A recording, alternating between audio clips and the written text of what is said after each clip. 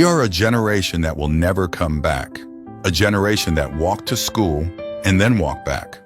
A generation that did their homework alone to get out ASAP to play in the street. A generation that spent all their free time in the streets with their friends. A generation that played hide and seek when dark. A generation that made mud cakes. A generation that collected sports cards. A generation that found, collected, and washed and returned empty Coke bottles to the local grocery store for 5 cents each. Then bought a Mountain Dew and candy bar with the money. A generation that made paper toys with their bare hands.